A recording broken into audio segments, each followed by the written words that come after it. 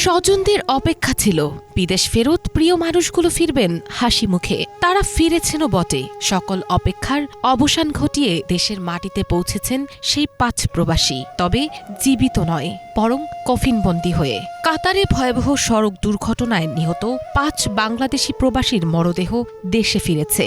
সকাল ৭টা ১৫ মিনিটে বিমান বাংলাদেশের একটি ফ্লাইটে মরদেহগুলো সিলেট MAG ওসমানী আন্তর্জাতিক বিমানবন্দরে পৌঁছায়। একসঙ্গে ৫ জনের মরদেহ স্বজনদের কাছে হস্তান্তরের দৃশ্যে ভারী হয়ে ওঠে বিমানবন্দর এলাকা।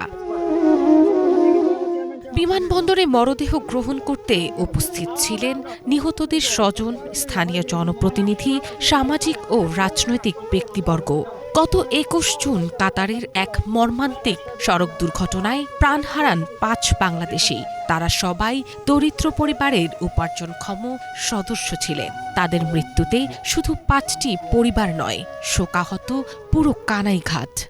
২১ তারিখ যে ঘটনা হয়েছে কাতারে, আমার চাচাতো ভাই মোস্তাক আহমদ এবং জুবায়ের আহমদ, তো ওনাদের কাছকে আমরা লাশ নেওয়াতে পাইছি। তো আমরা তো এয়ারপোর্টে এসে সবসময় তো আমরা জীবিত নেওয়ার জন্য প্রস্তুত ছিলাম, কিন্তু আজকে যে নেই লাশ নিব এটা আমরা ভাবিনি। ৫টা পরিবার অত্যন্ত লোকে মর্মাহত। আগের ওই লোকে খুব অসুবিধা, অসহায়, আর এখন তো ওই লোকে আরো বেশি লোকে অসহায় হয়ে গেছে।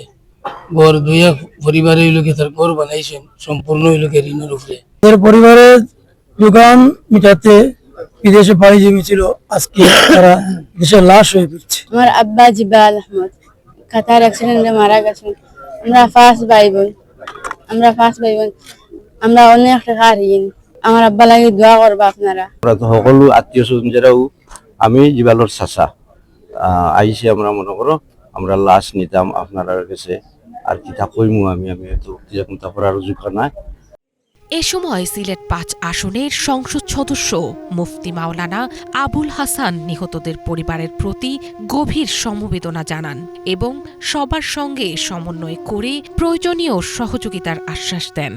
দেশে যদি আমাদের কোনো নাগরিক মারা যায়, তাকে সরকারি খরচে যাতে দেশে সসম্মানের সাথে আনা হয়, সাথে সাথে আমাদের মন্ত্রী মহোদয় যিনি আছেন উনিও এই ব্যাপারে খুব করছেন। তো ওনাদেরকে সরকারিভাবে কিভাবে সহযোগিতা করে নিয়ে আসা যায় এই ব্যবস্থা করার জন্য উনি কাজ করছেন। আমরা এটা নিয়ে বসবো, তাদেরকে কিভাবে সহযোগিতা করা যায় আমরা পরামর্শের মাধ্যমে চেষ্টা করব। সরকার তাদের জন্য উদ্যোগ নেওয়ার পরিকল্পনা করতেছে। ইতিপূর্বে সংসদে এই বিষয় নিয়ে আলোচনা হয়েছে, সিদ্ধান্তে আমরা যদিও কোনো আনুষ্ঠানিকভাবে পৌঁছানো যায় নাই, তারপরে এই ফিকির সবার মাথার মধ্যে আছে।